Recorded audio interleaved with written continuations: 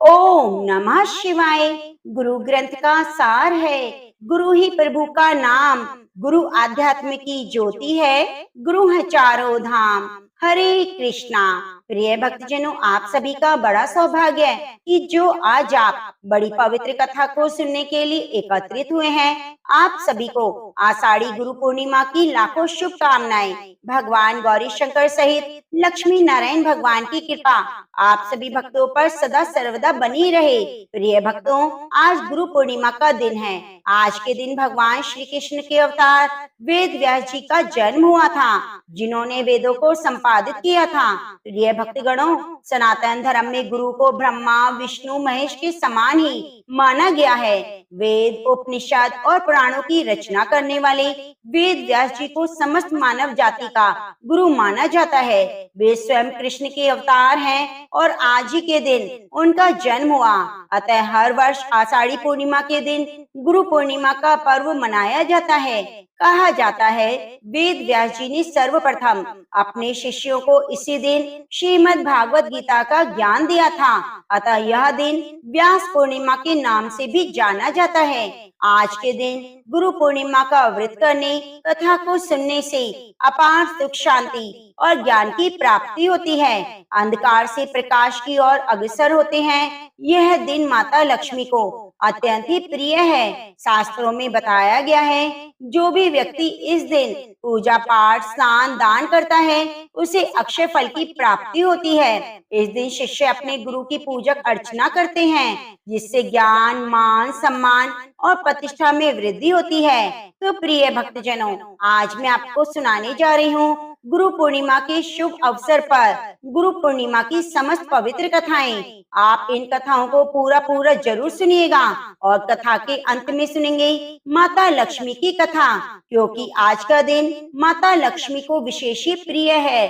तो उनकी कथा को सुने बिना कथा पूर्ण नहीं मानी जाती। तो आप सभी से निवेदन है, यदि आप लक्ष्मी नारायण भगवान की कृपा को प्राप्त करना चाहते हैं तो कथा को पूरा सुनिए, जिससे आपको संपूर्ण पुण्य फल की प्राप्ति हो और भगवान भोलेनाथ आप पर पूरे सावन मास कृपा बरसाते रहें। तो प्रिय भक्तजनों, आइए गौरी पुत्र गणेश, गौरी शंकर भगवान, लक्ष्मी नारायण भगवान और अपने अपने गुरुओं का ध्यान करते हुए कथा को सुनते हैं। वेद व्यास जी बहुत बड़े महात्मा ऋषि थे। वेद व्यास जी महाभारत लिखने वाले महान रचयिता थे। इनका पूरा नाम कृष्ण वेद व्यास था। वेद व्यास सांवले रंग के थे, इसलिए इनका नाम कृष्ण पड़ा। एक बार की बात है, ऊपरी चर नाम का एक राजा था।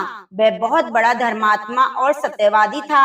उसने अपने तप से देवराज इंद्र को प्रसन्न कर एक विमान और न सूखने वाली सुंदर माला ली। वह माला अपने हृदय में धारण कर विमान में बैठकर आकाश में परिभ्रमण किया करता था। उसे आखेट का बड़ा शौक था। वह प्राय वनों में आखेट के लिए जाया करता। उसकी रानी का नाम गिरिका था। वह बहुत सुंदर और पवित्र हृदय वाली थी। वह अपने पति को बहुत प्रेम करती। ईश्वर के प्रति उसकी बड़ी आस्था थी। वह हमेशा भजन कीर्तन करने में लगी रहती। एक दिन गिरिका ऋतुमती हुई। 3 दिन बाद जब रानी शुद्ध हुई तो उपरीचर उसके साथ रमन करने से पूर्व ही वन में आखेट के लिए चला गया। राजा आखेट के लिए चला तो गया, किंतु उसका ध्यान रानी के साथ रमन करने की ओर लगा रहा। दोपहर का समय था। राजा वन में एक अशोक वृक्ष के नीचे बैठा हुआ था। उस समय शीतल सुगंधित हवा चल रही थी। मधुर स्वर में पक्षी गान कर रहे थे। तब राजा का ध्यान रानी की ओर चला गया।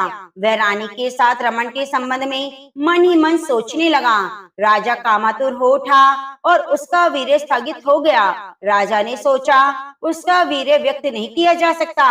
अतः अपने वीर्य को एक दौने में रखकर विमान में बैठे हुए बाज पक्षी को बुलाकर उससे कहा, तुम इस दोने को ले जाकर मेरी रानी को दे दो, वह इसे अपने मार्ग में धारण कर लेगी। तब दोने को मुंह में दबाकर बाज राजा के भवन की ओर चल पड़ा। जैसे ही बाज यमुना नदी के ऊपर से जा रहा था तो दूसरे बाज की नजर उस पर पड़ गई। वह देखकर दूसरा बाज सोचने लगा कि बाज अपने मुख में कुछ खाने का सामान लेकर जा रहा है, क्यों ना मैं उसके मुख से यह सामान छीन लूं। यह सोचकर बाज पहले बाज के ऊपर झपटा, जिससे बाज के मुंह से दोना गिरकर यमुना नदी में बह गया। दोने में रखा वीर्य यमुना नदी में बह गया। तभी एक मछली की दृष्टि उस पर पड़ी। उसने सोचा ये कोई खाने की वस्तु है। उसने अपने पानी के साथ निगल लिया। उसके स्वरूप मछली गर्भवती हो गई। दास राज नामक मल्लाह को जब वह मछली शिकार में मिली, तब उसने मछली के पेट को बीचों बीच काटा, तो उसके पेट से एक बालक और एक बालिका निकली। उसने दोनों बच्चों को ऊपरी चर को भेंट कर दिया। ऊपरी चर ने बालक को लेकर बालिका को दास को वापस लौटा दिया। दासराज उस बालिका को अपने घर ले जाकर उसका पालन पोषण करने लगा। दासराज ने बालिका का नाम सत्यवती रखा। सत्यवती मछली के पेट से उत्पन्न हुई थी, इसलिए उसके शरीर में मछली की गंध निकला करती थी। अतः लोग उसे मत्स्यगंधा भी कहते। मत्स्यगंधा धीरे धीरे बड़ी होने लगी। वे बहुत खूबसूरत थी। रात्रि को वह अपने नाव पर बैठकर लोगों को इस पार उस पार पहुंचाया करती। एक दिन दोपहर के समय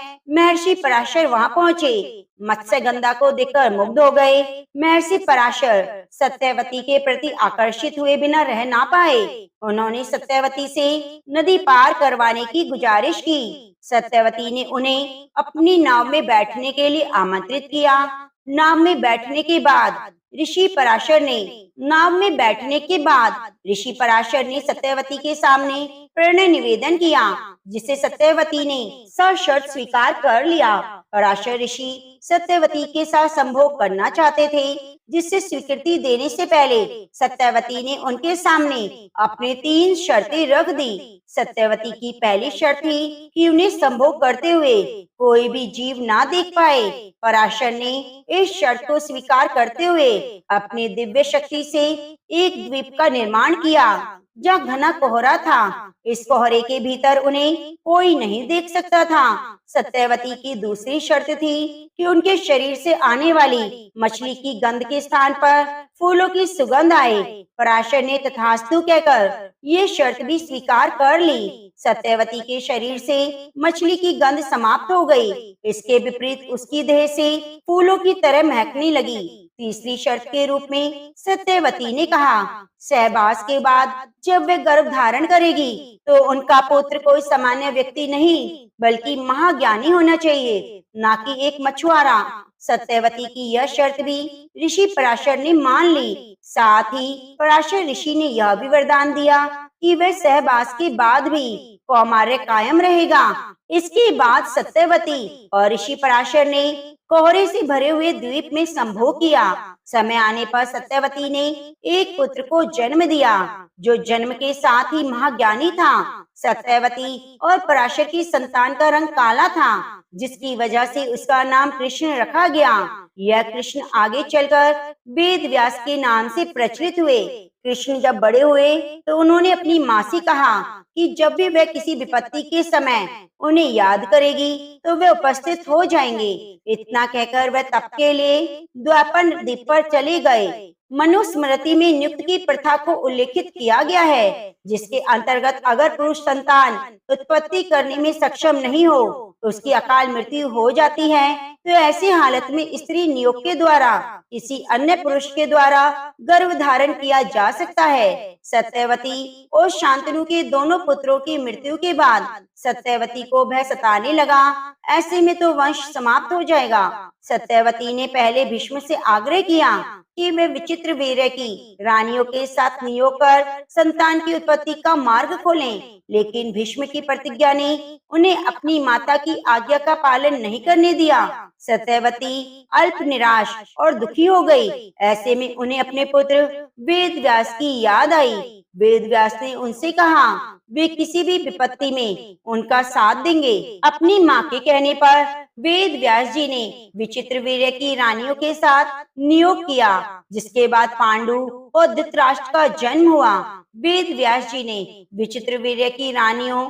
अंबिका, अंबालिका के अलावा एक दासी के साथ भी नियोग की प्रथा का पालन किया, जिसके साथ विदुर का जन्म हुआ। तीनों पुत्रों में विदुर वेद वेदांत और पारंगत नीति निपुण थे। द्वापर द्वीप पर जाकर तपस्या करने और काले रंग की वजह से उन्हें किशिन द्वापायन का नाम दिया गया, जो आगे चलकर वेदों के रचयिता बने और वेद व्यास के नाम से प्रचलित हुए। वेदों का विस्तार करने के कारण ही वेद व्यास जी और बद्री वन में निवास करने के कारण बद्रायण के नाम से भी जाना जाते हैं। वेद व्यास जी ने चारों वेदों के विस्तार के साथ साथ 18 महापुराण ब्रह्म सूत्र का भी प्रणयन किया।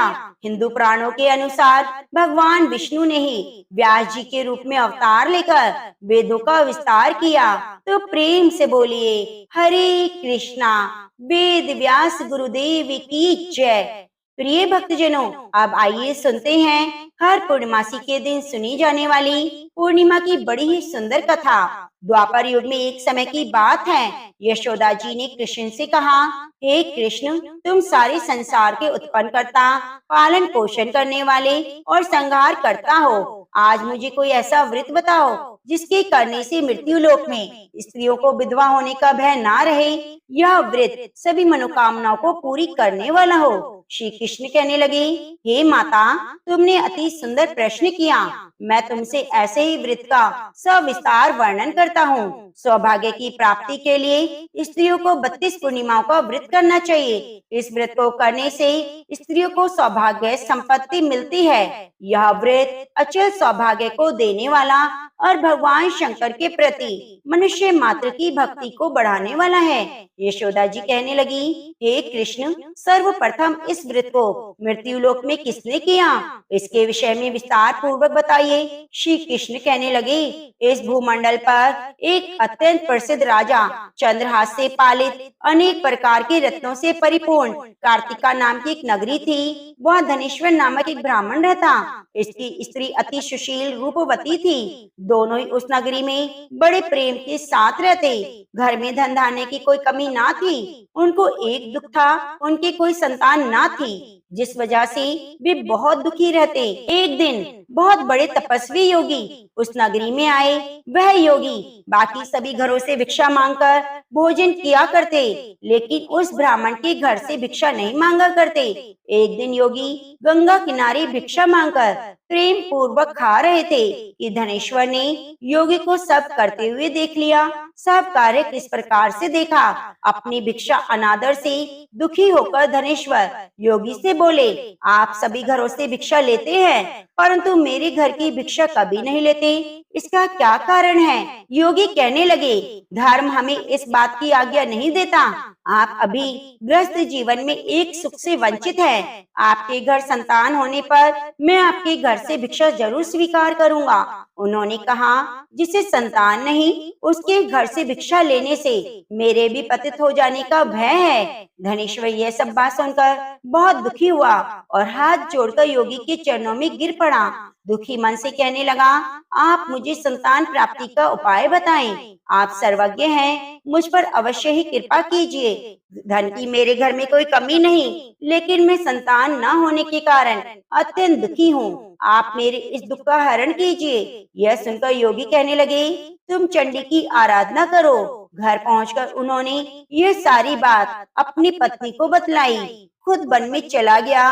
वन में पहुंचकर उसने चंडी की आराधना की। चंडी देवी ने 16वें दिन उसको सपने में दर्शन दिए और कहा, हे धनेश्वर, जो तेरे पुत्र होगा उसकी आयु सिर्फ 16 वर्ष की होगी। 16 वर्ष की आयु में उसकी मृत्यु हो जाएगी। अगर तुम दोनों स्त्री पुरुष 32 पूर्णिमा का व्रत करोगे तो वह दीर्घ आयु होगा। इतना तुम्हारा सामर्थ्य हो उतने आटे के दिए जलाकर शिव जी का पूजन करना, लेकिन पूर्णमासी 32 होनी चाहिए। वह होते ही तुम्हें इस स्थान पर एक पास में आम का पेड़ दिखाई देगा।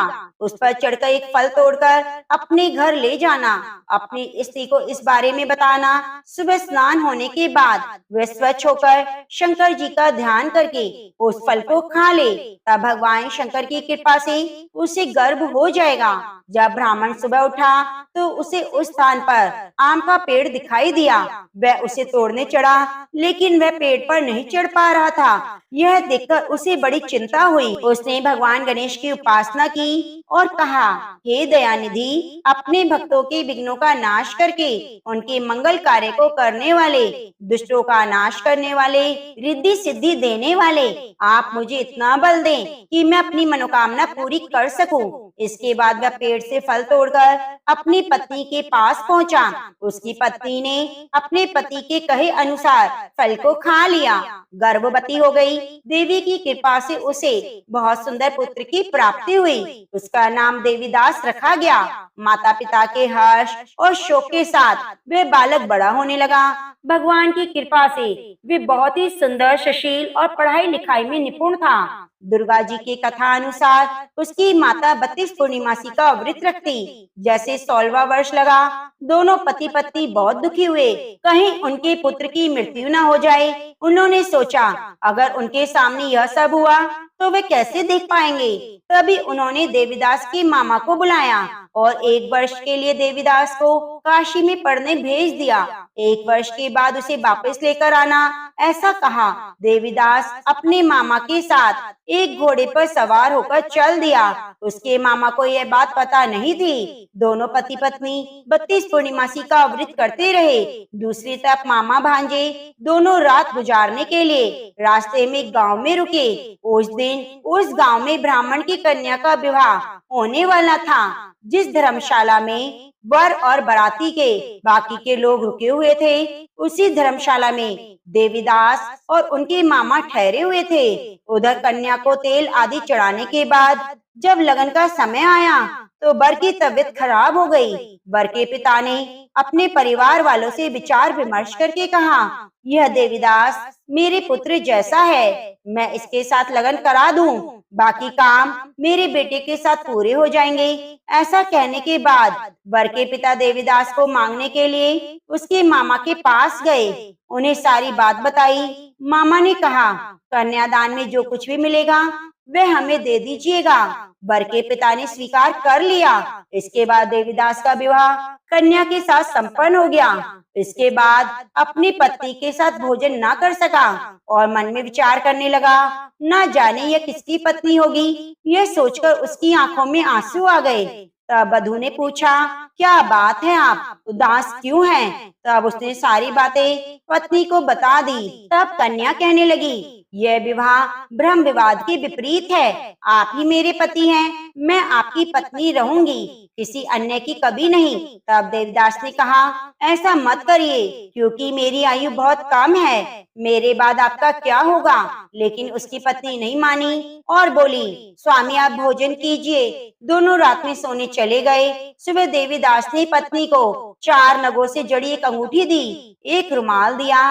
बोला, हे प्रिय, इसे संकेत समझकर रख लो, स्थिर चित हो जाओ। मेरे मरण और जीवन जानने के लिए एक पुष्प वाटिका बना लो, उसमें सुगंधी वाली नव मलिका लगाओ, प्रतिदिन जल से सींचा करो, आनंद के साथ खेलो कूदो। जिस समय जिस दिन मेरे प्राण निकल जाएंगे उस दिन ये फूल सूख जाएंगे। जब वे फिर से हरे भरे हो जाएं, तो जान लेना मैं जीवित हूँ। यह समझाकर वह वहां से चला गया। इसके बाद जब वर और बाकी बाराती मंडप में आए तो कन्या ने उन्हें देखकर कहा, यह मेरा पति नहीं, मेरा पति वह है जिसके साथ रात में मेरा विवाह हुआ, जिसके साथ मेरा विवाह नहीं हुआ, जिसके साथ रात में मेरा विवाह हुआ, इसके साथ मेरा विवाह नहीं हुआ।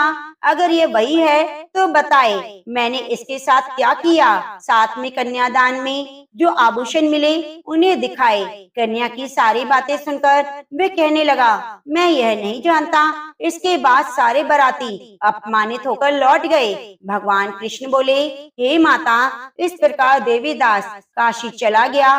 कुछ समय बीत गया तो एक सर्प उसको डसने के लिए आया, लेकिन वह उसे नहीं काट पाया, क्योंकि उसकी माता ने पहले ही 32 पूर्णिमासी का व्रत कर लिया था। इसके बाद खुद काल पहुँचे। भगवान की कृपा से तभी वहाँ माँ पार्वती और भगवान शिव आ गए। देवीदास को मूर्छित दशा में देखकर माँ पार्वती ने भगवान शिव से प्रार्थना की, हे महाराज, इस बालक की माता ने पहली 32 पूर्णिमा का व्रत किया है, आप इसे प्राण दे दें। भगवान शिव ने माँ पार्वती के कहने पर उसे प्राण दान दे दिया। उधर उसकी पत्नी उसके काल की प्रतीक्षा कर रही थी। उसकी पत्नी ने जाकर देखा पुष्प और पत्र दोनों नहीं हैं, तो उसे आश्चर्य हुआ। जब उसने देखा पुष्प वाटिका फिर से हरी भरी हो गई, तो वे समझ गए कि उनका पति जिंदा है। इसके बाद वे बहुत प्रसन्न होकर अपने पिता से कहने लगी, मेरे पति जीवित है, उनको ढूंढिए। जब 16 वर्ष व्यतीत हो गए, तो देवीदास भी अपने मामा के साथ काशी चल दिया। इधर उसकी पत्नी परिवार वाले उन्हें ढूंढने के लिए जा रहे थे, तो उन्होंने देखा देवीदास और उसके मामा आ रहे हैं। उनको देखकर उसके ससुर बहुत प्रसन्न हुए और अपने घर ले आए। वहाँ सारा सामान इकट्ठा किया। कन्या ने भी उन्हें पहचान लिया। देवीदास इसके बाद अपनी पत्नी और मामा को लेकर वहाँ से चल दिए। इसके ससुर ने बहुत सा दान दहेज दिया।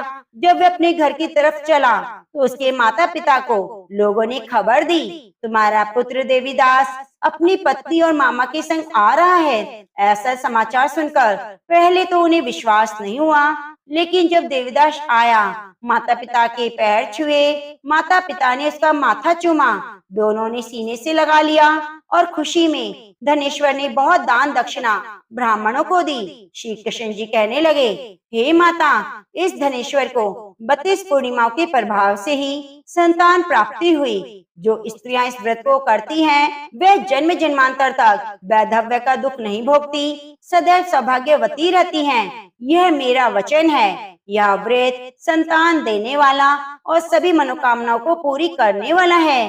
तो प्रेम से बोलिए हरे कृष्णा। लक्ष्मी नारायण भगवान की जय। एक समय नैमिषारण्य तीर्थ में सौनकादि 88,000 ऋषियों ने श्री सूत जी से पूछा, हे प्रभु, इस कलयुग में वेद विद्या रहित मनुष्यों को प्रभु भक्ति किस प्रकार मिलेगी, उनका उद्धार कैसे होगा? इसलिए हे मुनि श्रेष्ठ, कोई ऐसा तप कहिए जिससे थोड़े समय में पुण्य प्राप्त हो जाए, मनवांछित फल मिले। यह कथा सुनने की हमारी इच्छा है। शास्त्र ज्ञाता श्री सूत जी बोले, हे वैष्णवों में पूज्य, आप सबने सभी प्राणियों के हित की बात पूछी। अब मैं उस श्रेष्ठ व्रत को आप लोगों से कहूँगा, जिस व्रत को नारद जी ने लक्ष्मी नारायण से पूछा था और लक्ष्मीपति ने मुनि श्रेष्ठ नारद जी से कहा था। सो ध्यान से सुनो। एक समय योगीराज नारद जी दूसरों के हित की इच्छा से अनेक लोकों में घूमते हुए मृत्यु लोक में आ पहुँचे। वहाँ अनेक योनियों में जन्मे हुए प्राय सभी मनुष्यों को अपने कर्मों द्वारा अनेक दुखों से पीड़ित देखकर सोचने लगे, इस यत्न के करने से निश्चय ही प्राणियों के दुखों का नाश हो सकेगा। ऐसा मन में सोचकर विष्णु लोक को चले गए। वहाँ श्वेत वर्ण 4 भुजाओं वाले देवों के ईश नारायण को देखकर, जिनके हाथों में शंख चक्र गदा पद्म थे, वे बरमाला पहने हुए थे, उनकी स्तुति करने लगे। हे भगवान, आप अत्यंत शक्ति से संपन्न हैं। मन और वाणी भी आपको नहीं पा सकती। आपका आदि मध्य अंत नहीं। निर्गुण स्वरूप सृष्टि के आदि भूत और भक्तों के दुखों को नष्ट करने वाले हैं। आपको मेरा नमस्कार है। नारद जी से इस प्रकार की स्तुति सुनकर विष्णु भगवान बोले, हे मुनि श्रेष्ठ, आपके मन में क्या है? आपका किस काम के लिए आगमन हुआ है? निसंकोच कहिए। तब नारद मुनि बोले, मृत्यु लोक में सब मनुष्य जो अनेक योनियों में पैदा हुए हैं, अपने अपने कर्मों के द्वारा अनेक प्रकार के दुखों से दुखी हो रहे हैं। हे नाथ, मुझ पर दया रखते हो तो बताइए, उन मनुष्यों की सब दुख थोड़े से ही प्रयत्न से कैसे दूर हो सकते हैं? हे नारद, मनुष्यों की भलाई के लिए तुमने बहुत अच्छी बात पूछी। जिस काम के करने से मनुष्य मोह से छूट जाता है, वह मैं कहता हूँ, सुनो। बहुत पुण्य को देने वाला स्वर्ग और मृत्यु लोक में दोनों में दुर्लभ एक उत्तम व्रत है। आज मैं प्रेम वश होकर तुमसे कहता हूँ, सत्यनारायण का यह व्रत अच्छी तरह विधि पूर्वक करने से मनुष्य आयु पर्यंत सुख भोगकर मरने पर मोक्ष को प्राप्त करता है। श्री भगवान के वचन सुनकर नारद मुनि बोले, उस व्रत का क्या फल है, क्या विधान है, किसने यह व्रत किया, किस दिन यह व्रत करना चाहिए, विस्तार से कहिए। भगवान श्री विष्णु बोले, दुख शोक आदि को दूर करने वाला, धन धान्य को बढ़ाने वाला, सौभाग्य और संतान को देने वाला, यह व्रत सब स्थानों पर विजय करने वाला है। भक्ति और श्रद्धा के साथ किसी भी दिन मनुष्य श्री सत्यनारायण भगवान की शाम के समय ब्राह्मणों और बंधुओं के साथ धर्मपरायण होकर पूजा करे। भक्ति भाव से नैवेद्य, केले का फल, घी, दूध और गेहूं का चूर्ण सवाया ले। गेहूं के अभाव में साठी का चूर्ण, शक्कर और गुड़ ले। सब भक्षण योग्य पदार्थ जमा कर भगवान के अर्पण कर दे। बंधुओं सहित ब्राह्मणों को भोजन कराए। इसके बाद स्वयं भोजन करे। नृत्य गीत आदि का आचरण करते हुए सत्यनारायण भगवान का स्मरण करते हुए समय व्यतीत करे। इस तरह व्रत करने पर मनुष्यों की सभी इच्छाएं पूरी होती हैं। विशेषकर कलिकाल में भूमि पर यही मोक्ष का उपाय है। इसके प्रसंग में सूत जी बोले, हे ऋषियों, जिसने पहले समय में इस व्रत को किया है उसका इतिहास कहता हूँ, ध्यान से सुनो। सुंदर काशीपुरी नगरी में एक अत्यंत निर्धन ब्राह्मण रहता था। वे भूख और प्यास से बेचैन हुआ था। नित्य पृथ्वी पर घूमता था।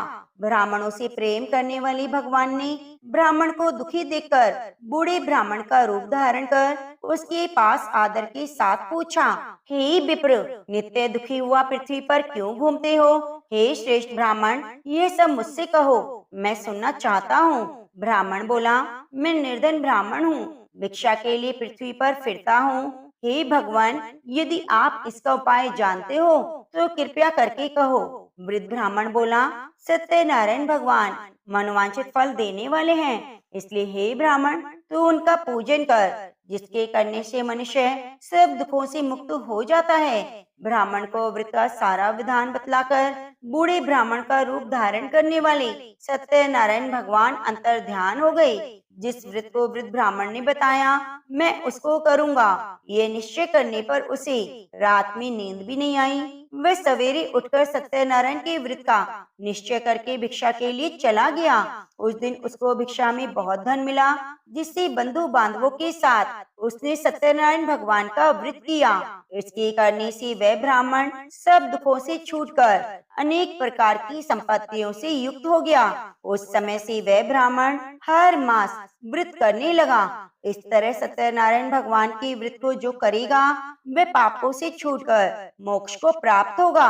आगे जो पृथ्वी पर सत्यनारायण का व्रत करेगा वह मनुष्य सब दुखों से छूट जाएगा। सूत जी ऋषियों से बोले, इस तरह नारद जी ने नारायण का कहा हुआ यह व्रत मैंने तुमसे कहा।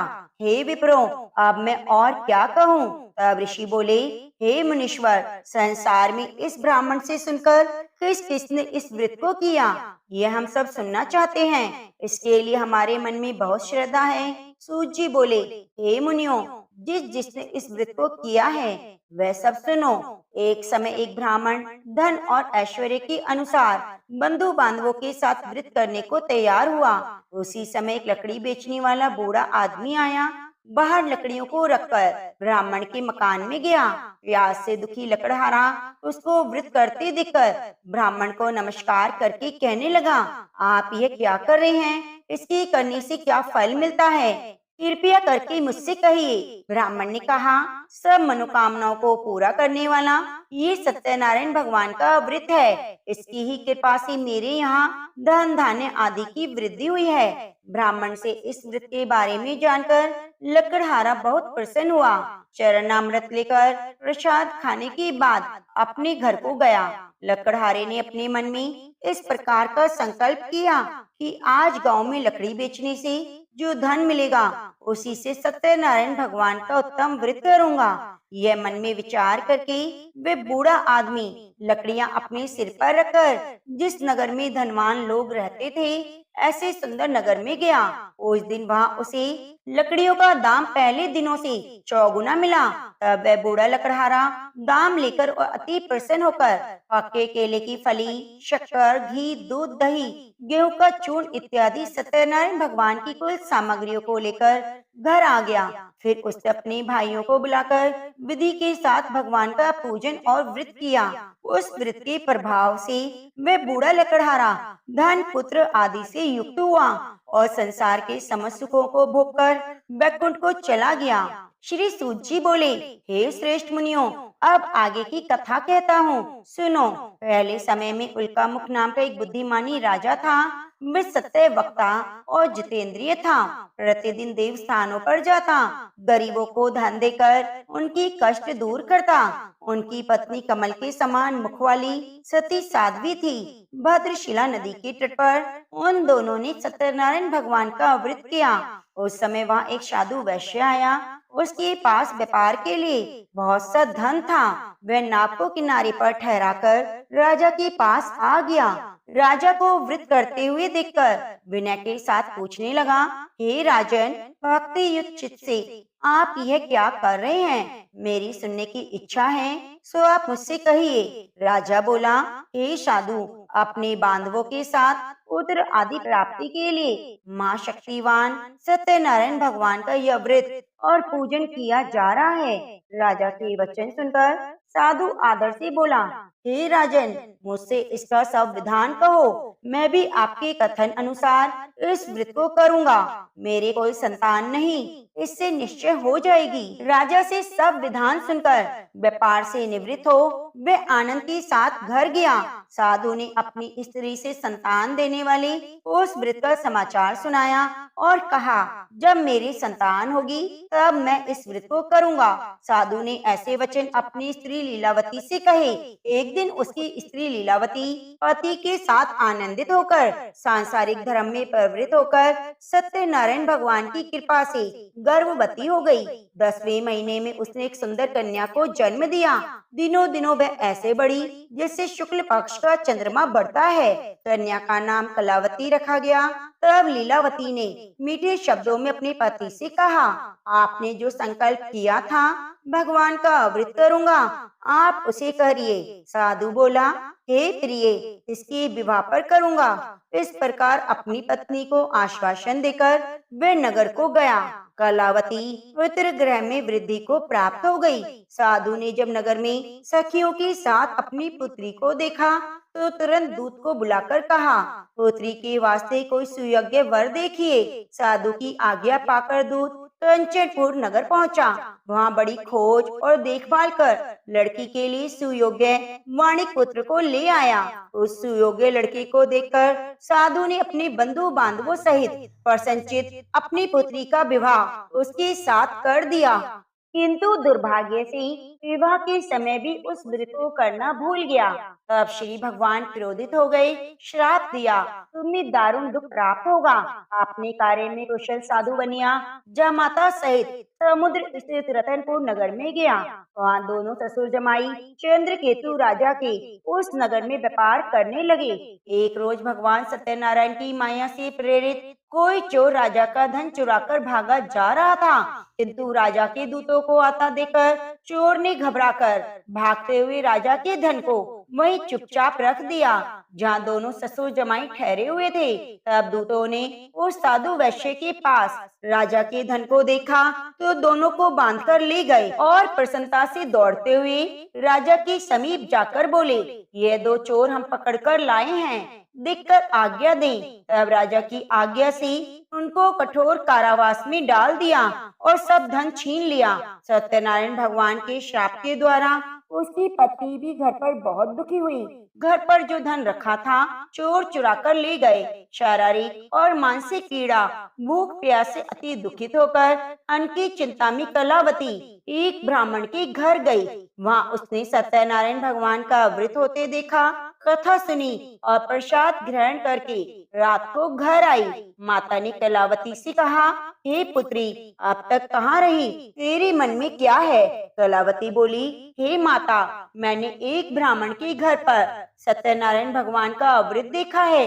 कन्या के वचन सुनकर लीलावती भगवान के पूजन की तैयारी करने लगी। लीलावती ने परिवार और बंधुओं सहित सत्यनारायण भगवान का पूजन किया और वर मांगा, मेरे पति और दामाद शीघ्र आ जाएं। साथ ही प्रार्थना की, हम सबका अपराध क्षमा करो। सत्यनारायण भगवान इस व्रत से संतुष्ट हो गए। राजा चंद्रकेतु को स्वप्न में दर्शन देकर कहा, हे राजन, दोनों वैश्यों को प्रातः ही छोड़ दो। सब धन जो तुमने ग्रहण किया है वह दे दो, नहीं तो मैं तुम्हारा धन, राज्य, पुत्र आदि सब नष्ट कर दूंगा। राजा से ऐसे वचन कहकर भगवान अंतर ध्यान हो गए। प्रातः काल राजा चंद्रकेतु ने सभा में अपना स्वप्न सुनाया। फिर दोनों वणिक पुत्रों को कैसे मुक्त कर सभा में बुलाया। दोनों ने आते ही राजा को नमस्कार किया। राजा मीठे वचनों में बोले, हे महानुभावों, भाभी वश ऐसा कठिन दुख मिला है, आप कोई भय नहीं। ऐसा कहकर राजा ने उनको नए नए वस्त्र आभूषण पहनाए। जितना धन लिया था दुगना धन देकर आदर सहित विदा किया। दोनों वैश्य अपने घर को चले गए। सूत जी बोले, वैश्य ने मंगलाचार करके यात्रा आरंभ की। अपने नगर को चला। थोड़ी दूर पहुंचने पर दंडी वैश्यधारी सत्यनारायण भगवान ने उनसे पूछा, हे साधु, तेरी नाव में क्या है? अभिमानी वणिक हंसता हुआ बोला, हे दंडी, आप क्यों पूछते हैं? क्या धन लेने की इच्छा है? मेरी नाव में तो बेल पत्ते भरे हैं। वैश्य का कठोर वचन सुनकर भगवान ने कहा, तुम्हारा वचन सत्य हो। दंडी ऐसा कहकर वहां से दूर चले गए। कुछ दूर जाकर समुद्र के किनारे बैठ गए। दंडी के जाने पर वैश्य ने नित्य क्रिया करने के बाद नाव को ऊंची उठी देखकर अचंबा किया। नाव में बेल पत्ते आदि देखकर मूर्छित होकर जमीन पर गिर पड़ा। फिर मूर्छा खुलने पर अत्यंत शोक प्रकट करने लगा। तब उनका दामाद बोला, आप शोक ना करें, ये दंडी का श्राप है, अतः उनकी शरण में चलना चाहिए, तभी हमारी मनोकामनाएं पूरी होंगी। दामाद के वचन सुनकर वह दंडी के पास पहुंचा। अत्यंत भक्ति भाव से नमस्कार करके बोला, मैंने जो आपसे असत्य वचन कहे थे उन्हें क्षमा करो। ऐसा कहकर महान शोकातुर होकर रोने लगा। तब दंडी भगवान बोले, हे वणिकपुत्र, मेरी आज्ञा से तुम्हें बार बार दुख प्राप्त हुआ है, तुम मेरी पूजा से विमुख हुए हो। साधु बोला, हे भगवान, आपकी माया से मोहित ब्रह्मा आदि भी आपके रूप को नहीं जानते, तब मैं अज्ञानी कैसे जान सकता हूँ? आप प्रसन्न होइए, मैं सामर्थ्य के अनुसार आपकी पूजा करूँगा। मेरी रक्षा करो और पहले की समान नौका में धन भर दो। उसकी भक्ति युक्त वचन सुनकर भगवान प्रसन्न होकर उनकी इच्छा अनुसार वर देकर अंतर ध्यान हो गए। तब उन्होंने नाव पर आकर देखा, नाव धन से परिपूर्ण है। फिर भी वह सत्यनारायण भगवान का पूजन कर साथियों सहित अपने नगर को चला। अब अपने नगर के निकट पहुंचा, तब दूतों को घर भेजा। दूत ने साधु के घर जाकर उसकी स्त्री को नमस्कार करके कहा, साधु अपने दामाद सहित इस नगर के समीप आ गए हैं। ऐसा वचन सुनकर साधु की स्त्री ने बड़े हर्ष के साथ सत्यदेव का पूजन कर पुत्री से कहा, मैं अपने पति के दर्शन को जाती हूँ, तू कार्य पूर्ण करके शीघ्र आना। माता के ऐसे वचन सुनकर कलावती प्रसाद छोड़कर पति के पास गई। प्रसाद की अवज्ञा के कारण सत्यदेव ने रुष्ट होकर उसके पति को नाव सहित पानी में डुबा दिया। कलावती अपने पति को ना देखकर रोती हुई जमीन पर गिर गई। इस तरह नौका को डूबा हुआ कन्या को रोता देखकर साधु दुखित होकर बोला, हे प्रभु, मुझसे या मेरे परिवार से जो भूल हुई है उसे क्षमा करो। उसके दीन वचन सुनकर सत्यदेव प्रसन्न हो गए और आकाशवाणी हुई, हे साधु, तेरी कन्या मेरे प्रसाद को छोड़कर आई है, इसलिए उसका पति अदृश्य हुआ है। यदि वे घर जाकर प्रसाद खाकर लौटे तो इसे पति अवश्य मिलेगा। ऐसी आकाशवाणी सुनकर कलावती ने घर पहुंचकर प्रसाद खाया, फिर आकर पति के दर्शन किए उसके बाद साधु ने बंधु बांधवों सहित सत्यदेव का विधि पूर्वक पूजन किया। उस दिन से वह हर पूर्णिमा को सत्यनारायण भगवान का पूजन करने लगा। फिर इस लोक में सुख भोग कर अंत में स्वर्ग लोक को चला गया। सूत जी बोले, हे ऋषियों, मैं और भी कथा कहता हूँ, सुनो। प्रजा पालन में लीन तुंगध्वज नाम का राजा था। उसने भी भगवान का प्रसाद त्याग कर बहुत दुख पाया। एक समय वन में जाकर वन्य पशुओं को मारकर बड़ के पेड़ के नीचे आया। वहाँ उसने ग्वालों को भक्ति भाव से बंधु बांधवों सहित सत्यनारायण भगवान का पूजन करते देखा। राजा देखकर भी अभिमानवश वहाँ नहीं गया और न ही पूजन किया, न नमस्कार किया। जब ग्वालों ने भगवान का प्रसाद उसके सामने रखा तो वह प्रसाद को त्याग कर अपनी सुंदर नगरी को चला गया। वहाँ उसने अपना सब कुछ नष्ट पाया तो वह जान गया ये सब भगवान ने किया है। तब वह विश्वास करके ग्वालों के समीप गया और विधि पूर्वक पूजन करके प्रसाद खाया तो सत्यदेव भगवान की कृपा से पहला जैसा हो गया। फिर दीर्घ काल तक सुख भोग कर मरने पर स्वर्ग को गया।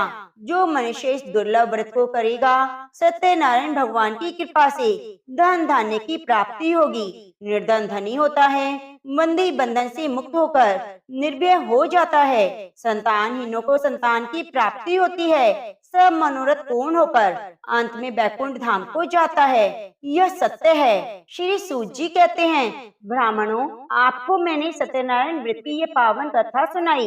इस व्रत का पालन करके मनुष्य सभी दुखों से मुक्त हो जाता है। विशेषतः कलयुग में श्री सत्यनारायण की पूजा महान फल देने वाली है। इस देवता को कोई सत्यनारायण कहते हैं, कोई सत्यदेव। अनेक रूपों में सत्यनारायण भगवान की सभी मनोरथों को पूर्ण करते हैं। ये सनातन सत्यदेव कलयुग में सत्य व्रत के रूप में अवतरित होंगे। हे श्रेष्ठ मुनियों, जो मनुष्य नित्य इसका पठन श्रवण करता है, सत्यनारायण भगवान की कृपा से उसकी सभी पाप नष्ट हो जाते हैं। तो प्रेम से बोलिए, सत्यनारायण भगवान की जय। श्री सत्यनारायण व्रत कथा संपूर्णम। श्री कृष्ण गोविंद हरि मुरारी, हे नाथी नारायण वासुदेवा, हरे कृष्णा। गणेश भगवान की कहानी। एक गांव में एक दादी पोती रहा करती थी। उन्होंने गणेश भगवान की कहानी कहने और सुनने का नित्य नेम लिया हुआ था। वे प्रतिदिन एक कलश में जल भरकर फूल रखकर कहानी कहा करते और गणेश भगवान का नाम लेकर अर्घ्य दिया करते थे। समय बीता, पोती जवान हुई, उसका विवाह हो गया। जब वह ससुराल जाने लगी तब उसकी दादी ने उसे सिर्फ एक कलश में जल भरकर दिया और उससे कहा, गणेश भगवान की कहानी का नित्य नियम कभी मत छोड़ना। अब पोती विदा होकर ससुराल चली गई। चलते चलते वह रास्ते में सोच रही थी, ससुराल में जब सब पूछेंगे बहू क्या क्या लाई तो मैं क्या बताऊंगी। गणेश भगवान ने सोचा, यह लड़की बहुत परेशान है, मुझे इसके संकट मिटाने चाहिए। रास्ते में पोती ने गणेश भगवान की कहानी कहकर अर्घ दिया। जैसे उसने अर्घ दिया, वहाँ हीरे मोतियों का कुंड भर गया। हीरे मोतियों से भरे हुए कुंड को देखकर पोती बड़ी खुश हुई। फिर तो वह खूब गहने पहन ओढ़कर ससुराल पहुंची। वहाँ उसके सास ससुर ने उससे पूछा, हमारी बहू तो बड़े घर से आई है, बहुत धन गहना पहनकर आई है। उसके सास ससुर बहुत गरीब थे। जब उन्होंने देखा बहू तो बड़े अमीर घर की है तो ससुर ने सास से कहा, तुम ऐसा करो, पड़ोसन के यहाँ से मूंग चावल मांग कर ले आओ, बहू के लिए कुछ भोजन तैयार करो, क्योंकि इनके घर में तो कुछ खाने को नहीं था, क्योंकि वो लोग बहुत गरीब थे। अब सास पड़ोस से जाकर मूंग चावल मांग लाई। जब उसकी सास मूंग चावल बनाने लगी तो बहू ने उससे कहा, माँ जी आप ही मूंग की दाल और चावल मेरे कलश के जल से बनाओ। सास ने अपनी बहू की बात को मानकर कलश के जल से चावल और दाल बनाई। तभी चमत्कार हुआ, उसकी पूरी रसोई अनाज और तरह तरह के पकवान से भर गई। यह देखकर सास बहुत खुश हुई। उसने अपनी बहू से कहा, बहू आओ भोजन कर लो। तब बहू ने कहा, अभी घर में किसी ने भोजन नहीं किया तो मैं भोजन कैसे कर लूं? मेरा तो गणेश भगवान की कहानी को कहने सुनने का नियम है। तो सास ने कहा, बहू मैं भी कहानी सुन लूंगी। फिर बहू ने कलश में जल भरकर फूल डालकर गणेश भगवान की कहानी कही। तो घर के सभी सदस्यों ने गणेश भगवान की कहानी सुनी। गणेश भगवान की कृपा से उनके घर में अन्न धन के भंडारे भर गए। अब यह देखकर सास और भी खुश हो गई। अब सास खुशी खुशी अपने पूरे मोहल्ले में गणेश भगवान का प्रसाद बांटने गई। तब उसकी पड़ोसन ने कहा, अभी तो तुम्हारे पास कुछ नहीं था, तुम दाल चावल हमारे यहाँ मांगने आई थी, इतनी जल्दी इतना धन कहाँ से आया? तब उसकी सास बोली, मेरी बहू रोज गणेश भगवान के नाम की कहानी कहती है, यह सब उसकी कहानी का प्रताप है। सास की बात सुनकर पड़ोसन को बहुत हैरानी हुई। उसने कहा, मैं भी गणेश भगवान की कहानी सुनूंगी। गणेश भगवान की कहानी कहने सुनने से पड़ोसन के घर में भी धन धान्य भर गया। गणेश जी महाराज, जैसे आपने पोथी को दिया, वैसे कहानी कहने सुनने वाले सभी भक्तों को देना। कहानी अधूरी हो तो पूरी करना, पूरी हो तो मान रखना। तो प्रेम से बोलिए गणेश भगवान